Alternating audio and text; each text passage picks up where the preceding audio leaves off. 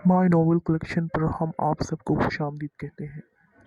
तुम पूरा एक हफ्ता मेरे पास नहीं आओगे। मैं मेहरजान के साथ रहूंगी और तुम अलग अपने कमरे में। और तुमने मुझसे ये सब इतने टाइम तक क्यों छुपाया? पहले मोहब्बत से इनकारी हो जाना, फिर यूं शादी कर लेना। इस सब के पीछे क्या रीजन है तुम्हें सब बताना होगा मुझे। अगर मेरी सजा मंजूर है तो बताओ, वरना। जर्जा ने उसे तेज निगाहों से घूरते बोला था, जो निहायत ही शराफत के साथ उसकी सारी बात सुन रहा था। वरना क्या? यज़दा ने सवाल की निगाहों से उसे घूरते वरना का मतलब जानना चाहा। वरना मुझे, वरना जैसे तुम मुझे छोड़कर गए थे वैसे ही मैं भी तुम्हें छोड़कर। जरजान की बात अभी मुकम्मल नहीं हुई थी जब यज़दान ने उसे अपनी करीब तर करते, उसके नाजुक होठों पर अपनी जारहाना लम्स छोड़ते उसके होश ठिकाने लगा दिए थे। जरजान तकलीफ के बायस से कांप उठी थी। उसने यज़दान से दूर हटना चाहा था, मगर कमर में पेवस्त होती यज़दान की उंगलियां उसकी रीढ़ की हड्डी में सनसनाहट दौड़ा गई थी। उसे बिल्कुल समझ नहीं आया था कि इस विपरीत शख्स को न जाने इतना गुस्सा आया किस बात पर था। आज तो ये बात बोली है, आइंदा अगर मुझसे दूर जाने के बारे में सोचा भी तो तुम्हारी और अपनी जान एक कर दूंगा। फिर कोई गिला शिकवा करने के काबिल नहीं रहोगी। मैं तुम्हें पहले भी कहा था, तुम मुझे कोई भी सजा दे सकती हो सिवाय दूर जाने और रहने के। जरजान ने सहम कर खुद में समेटते यज़दान का ये जुनूनी अंदाज देखा था। आज तक उसने कभी यज़दान का ये रूप नहीं देखा था। उसे बिल्कुल अंदाजा नहीं हुआ था ये शख्स उसके पीछे ऐसा दीवाना है। उसके जुनूनी लम्स के नतीजे में जरजान की आंखों से आंसू बह निकले थे। तुम जंगली मुझे बोलते हो, मगर तुमसे बड़ा जंगली और वहशी इंसान कोई नहीं है। बल्कि तुमसे बड़ा पागल इस पूरी दुनिया में कोई नहीं है। यज़दान शाह, अगर तुम इतनी ही मोहब्बत थी तो तब मोहब्बत से इनकारी होकर भाग क्यों गए थे? तब तुम्हारी मोहब्बत कहाँ थी जब मैं तुम्हारी खातिर तड़प रही थी? तुम्हारी बेवफाई बर्दाश्त से बाहर थी मेरी। कई बार दिल चाहा कि मैं खुद को ख़त्म कर लूं। जरजान उससे भी ज्यादा गुस्सा दिलाती चिल्लाई थी, जबकि यज़दान उसके उसे यूं ही बाहों में लिए खड़ा उसके चीखना चिल्लाना देख रहा था। उसके गुस्से से लाल हुई रंगत का दीवाना था वो, इसीलिए अक्सर उसे जानबूझकर गुस्सा दिलाता था। तुम्हें लगता है मैं तुम्हें इतनी आसानी से मरने दूंगा? तुम मेरी जान हो यार, मेरी धड़कन बनकर इस सीने में धड़कती हो। तुम्हें छोड़ने पर जिंदगी छूट जाएगी मुझसे, वो इनकार भी नहीं।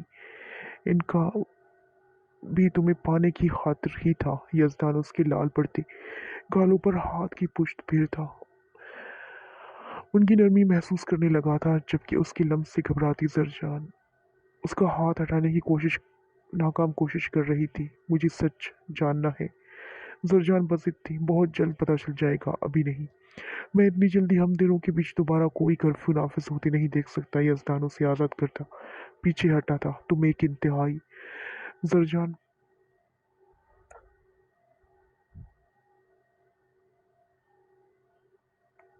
जरजान बात पर आकर उसके यूं पीछे हटने पर तब गई थी। उसका गिरेबान अपनी गिरफ्त में दबोचे। उसने कुछ सख्त कहना चाहा, मगर यज़दान की बेबाक तासुरात देख वो अपनी जुबान को ब्रेक लगा गई थी। मैं बहुत अच्छे से जानता हूँ कि मैं एक बहुत अच्छा हस्बैंड हूँ, जो अपनी बीवी से ज्यादा मोहब्बत करता है। उसके बगैर एक पल नहीं रह सकता। यज़दान उसकी पेशानी पर लब रखता बोलता वहां से पलटा था। लिपस्टिक लगा लेना बहुत अच्छी लग रही थी। यज़दान दरवाजे तक पहुंचता, पलटकर बोलते उसे शोक निगाहों से देखता सर से पैर तक लाल कर गया था। जरजान ने उसे घबराकर मिरर की जानिब देखा, जिसके बाद वो यज़दान की जानिब देखने के काबिल भी नहीं रही थी। उसके होंठों पर लिपस्टिक का नामो निशान तक नहीं था। यज़दान ने उसके गुलनार चेहरा को मोहब्बत पाश निगाहों से देखता वहां से निकल गया था। कैसे हो? ज़कवान यज़दान से बगलगीर होता गर्मजोशी से मिला था। उसका जवाबन यज़दान ने भी ऐसा ही जवाब दे दिया। अल्लाह के बाद आपका करम है सरदार साईं। यज़दान मुस्कुराकर जवाब देता उसके साथ सोफे पर विराजमान हो गया था, जबकि उसके अंदाज पर ज़कवान मुस्कुराए बगैर नहीं रह सका। यहाँ अब कोई ऐसा नहीं है जिसके सामने तुम्हें दिलशेर और मुझे तुम्हारा सरदार बनना पड़े। ज़कवान ने उसकी तस्वीर करते हकीकत का रुख दिखाया था। उन दोनों के कबीलों में कोई नहीं जानता था कि वो दोनों एक दूसरे को सालों से जानते थे, मगर सरदार और मुलाजिम की हैसियत से नहीं, बल्कि बेहतरीन जिगरी दोस्त की हैसियत से वो दोनों एक दूसरे की जिंदगियों के राज से वाकिफ थे। उन दोनों की कोई बात एक दूसरे से छुपी नहीं थी। कुछ वजूहात ऐसी थी जिनके वजह से यजदान शाह को अपनी असल पहचान छुपाकर दिलचेर बनकर यहाँ आना पड़ा था। वो यहाँ मौजूद लोगों की असली चेहरे देखने के बाद ही कोई कदम उठाने वाला था। वैसे तुम सरदार काफी खड़ूस हो, लेकिन ये भी बहुत अच्छी बात है कि बीवी तुम्हें टक्कर की मिली है, यजदान उसे छेड़ते हुए बोला, जिस पर जकवान के चेहरे के तासुरात सर्द हुए थे। वो कोशिश के बावजूद अपनी सरदारनी की गलती को भूल नहीं पा रहा था। ये सोचते ही उसका दिल बंद होने लगा था। अगर वो वक्त पर वहां ना पहुंचता तो क्या हो सकता था। आगे का क्या प्लान है तुम्हारा? सरजान को हकीकत से कब आप आगाह करने वाले हो तुम? जकवान ने खुद को नॉर्मल करती अब की बार यजदान की दुखती रग पर हाथ रखा था। उसी बात का तो डर लग रहा है, हकीकत जानकर एक बार फिर से बदजन हो जाएगी मुझसे। उसकी तकलीफ और नाराजगी अब मैं किसी कीमत पर भी अफोर्ड नहीं कर सकता। यजदान की आंखों में जरजान को खो देने का खौफ नुमाया था। तुम मत बताओ अभी कुछ भी। उन लोगों के खेल का उन्हीं के अंदाज में जवाब देते रहो। जकवान की बात पर यजदान अस्पात में सर हिला गया था। तुम्हें नहीं लगता मोहब्बत में खुद को उलझाकर हम दोनों ने खुद को कमजोर कर लिया है? किस इरादे से आए थे हम और क्या हो गए हैं? किसी से कभी हार ना मानने वाले अब खुद से ही हारे जा रहे हैं। जकवान ने सिगरेट का गहरा कश लेते अपनी बेबसी का इजहार किया था। ठीक कह रहे हो तुम, मगर इस हार का भी अपना ही मजा है। यजदान मुस्कुराया था, जिसमें जकवान ने भी उसका पूरा साथ दिया था। जकवान के कहने पर असजद और शहरबानों की निकाह की तैयारियां जतोई हवेली में पूरी जोर शोर से तैयार हो चुकी थी, जो सुनकर सब ही खुश थे। मर्द हजरात अगर दूसरे इंतजाम मुंह में मसरूफ हो गए थे तो खवातीन अपनी ज्वेलरी और कपड़ों की टेंशन में पड़ गई थी। हवेली के तमाम खवातीन के लिए हवेली के अंदर ही बड़े बड़े डिजाइनर के ड्रेसेस मंगवा दिए गए थे। अनायशा से जकवान की नाराजगी अभी तक जूं की तू ही थी। ना वो रूम में आया था और ना ही अनायशा ने बाहर निकलकर दोबारा उससे बात करने की कोशिश की थी। गुस्से में वो ना तो निकाह में जाने का इरादा रखती थी और ना ही किसी भी मामले में कोई हिस्सा लिया था। जो देखते पहले शेरबानो और फिर असजद उसके पास आए थे, उनके भरपूर इसरार पर अनायशा इनकार नहीं कर सकी थी। उनकी लाइफ का इतना अहम मोमेंट अपनी वजह से वो खराब नहीं करना चाहती थी, इसीलिए नाचार उसे उनकी बात मानना पड़ी थी। अनायशा ने जैसे ही हाल में कदम रखा, सब खवातीन उसकी जानिब मुतवज्जा हुई। सी ग्रीन शर्ट ट्राउजर में जकवान की स्याह शॉल शानों के गिर्द लपेटे वो उदास सी भी बेपनाह हसीन लग रही थी। सबकी नजरें उस पर टिक गई थी, लेकिन उसकी सूजी आंखें बता रही थी कि वो मुसलसल रोती रही थी। सब ही जानते थे कि जकवान की नाराजगी और गुस्सा अभी तक कायम है। जो बात खौला और गुलनाज बेगम के दिल में फूल खिला गई थी, जबकि सफीना बेगम हस्बे मामूल इस बार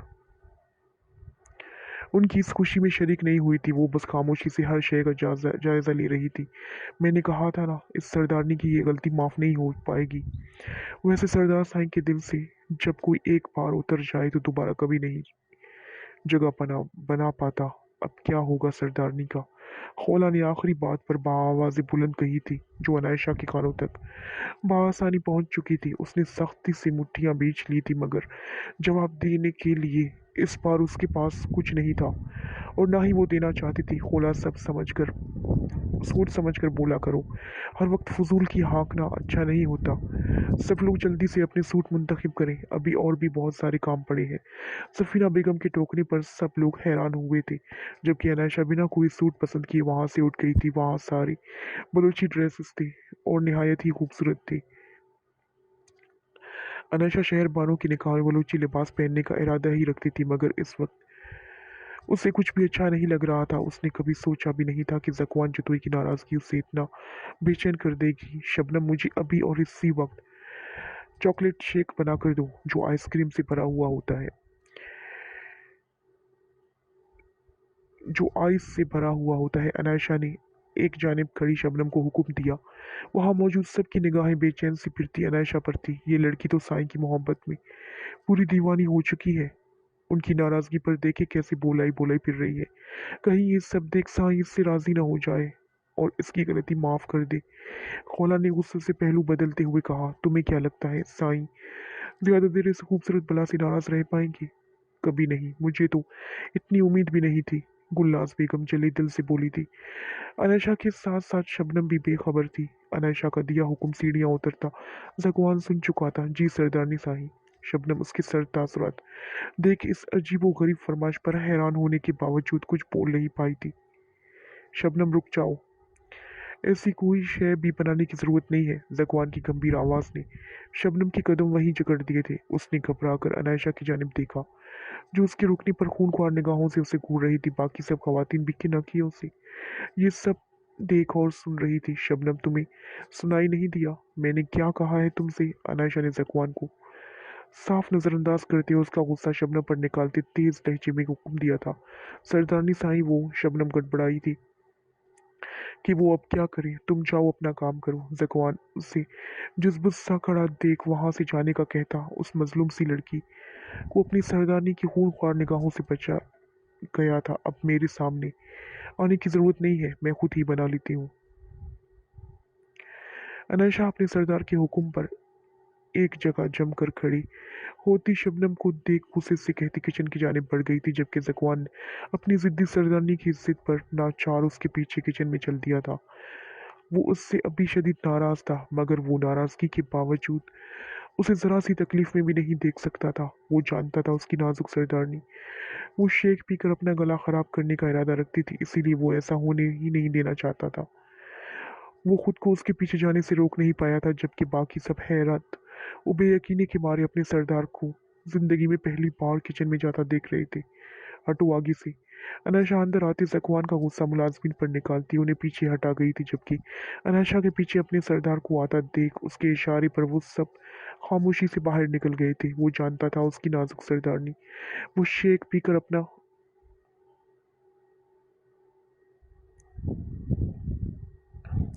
अनायशा सरदारनी, आप जानती है मैं आपको वो काम करने नहीं दूंगा जिससे आपको तकलीफ पहुंचे, इसीलिए ये जिद छोड़े और खामोशी से बाहर निकले। जकवान खड़े तेवरों के साथ घूरता उसके मुकाबले आया था, जो फिर से दूध निकाल रही थी। मुझे नहीं करने देंगे, मगर खुद हर वो काम करेंगे जिससे मुझे तकलीफ पहुंचती है। सरदार जकवान जतोई, ये फिक्र करने का झूठा नाटक मत करें। अनायशा उसके रास्ते में आकर खड़ी होने पर तब कर बोली थी। सरदारनी, मैं पहले ही बहुत गुस्से में हूँ, मुझे मजीद गुस्सा मत दिलाएं। जकवान ने उसके हाथ से दूध का डब्बा लेते हुए उसे वार्न किया था। वो उसे साफ इग्नोर करना चाहता था, मगर चाहते हुए के बावजूद भी नहीं कर पा रहा था। तो मैंने कब कहा है आपसे कि आप यहाँ मेरे पीछे आए, मत आए। जैसे पहले बात नहीं कर रहे थे वैसे ही मत करें। अनायशा रूहान सी हो गई थी। उससे जगवान का ये सर्द अंदाज बर्दाश्त नहीं हो रहा था। वो हर पल उसकी तवज्जो की आदी बन चुकी थी। उसके लिए इग्नोरेंस बर्दाश्त से बाहर थी। सरदारनी अनायशा जगवान जतोई, आप सोच भी नहीं सकती आपको आपकी ये हरकतें कितनी महंगी पड़ सकती हैं। जगवान ने उसे वार्न किया था। मैं नहीं डरती आपसे। उसकी परवाह किए बगैर अनायशा ने उससे दूध का डब्बा चपटना चाहा था। जब जगवान डब्बा फ्रिज में रखता उसकी दोनों कलाइयाँ दबोच कर कमर के पीछे बांधता उसे अपने करीब कर गया था। उसके इस अमल पर अनायशा को अपनी सांसें रुकती महसूस हुई थी, मगर जकवान का अगला अमल उसके 14 तबक रोशन कर गया था। वो उसकी गर्दन पर चमकते दिल पर अपने लब रख चुका था, मगर इस बार उसकी लम्स की शिद्दत इस कदर वहशियाना और जुनूनी थी कि अनायशा जी जान से लरज उठी थी। उसे अपनी गर्दन का वो हिस्सा जलता हुआ महसूस हुआ था। और वैसे आपको वैसे तो सजा नहीं दे सकता सरदारनी, मगर ये सजा आपसे सजा सबसे बेस्ट है आपके लिए। आप जब जब खुद को तकलीफ पहुंचाने की कोशिश करेगी, मैं तब तब ऐसे ही आपसे बदला लूंगा। जगवान उसकी नाजुक गर्दन पर अपनी दीवानगी का निशान छोड़ता उसे आज़ाद कर गया था, जबकि अनायशा की सांसों की रफ्तार इस कदर तेज हो चुकी थी कि 1 इंच के फासले पर खड़े जगवान जतोई बासानी पहुंच रही थी। अनायशा बिल्कुल लाल हो चुकी थी। उसकी निगाहें उस उससे निगाहें उठाना मुहाल थी, मगर वो भी ज़कवान जतोई को बख्शने का इरादा नहीं रखती थी। आप सज़ा दे रहे हैं मुझे, मुझे अपनी स्टडी से निकाल कर आपने मेरी इंसल्ट की, सब खवातीन के सामने। आपकी वो चहेती खोला मेरा मजाक उड़ा रही थी, उड़ा रही है। सिर्फ आप नहीं, मैं भी नाराज़ हूँ आपसे। आपने ही बोला था कि शक्ल ना दिखाऊं आपको, तो क्यों आए हैं अब मेरे पीछे? अनायशा ने उससे फासला कायम करते अपनी नाराज़गी का एहसास दिलाया था। जब ज़कवान उसकी कलाई अपनी गिरफ्त में लेता, उसे अपनी जानिब खींचा था। अनायशा उसके सीने से जा टकराई थी। ज़कवान की आंखें बिल्कुल लाल हो रही थी। अनायशा पल भर के लिए लरज़ उठी थी। आपको ज़रा सा भी अंदाज़ा है सरदारनी, आप कितनी बड़ी गलती सरजद कर चुकी है? आपके लिए वो सब आम सी बातें होंगी, मेरे लिए नहीं है। आप सोच भी नहीं सकती क्या हालत होती है मेरे दिल की जब वो मंजर याद आता है मुझे। आपको क्या लगता है ये सब करके आप मेरी तवज्जो हासिल कर लेंगी और मुझे मनाने में कामयाब हो जाएंगी? तो ये गलत सोच है आपकी। आप जितनी बार खुद को तकलीफ देने की कोशिश करेंगी, उस एक एक अमल का हिसाब आपको मुझे देना होगा, और इस गलती का हिसाब तो मैं सूद समेत लेने का इरादा रखता हूँ। ज़कवानों से अपने करीब कर करता उसे अपने किए जाने वाले इंकशाफ से बिल्कुल मुंजमद कर गया था। वो यकटिक सी खड़ी उसे तक रही थी। उसे लगा था कि सिर्फ वही मोहब्बत के मर्ज में गिरफ्तार हुई है, मगर ज़कवान जतोई को अपने लिए दीवानगी वो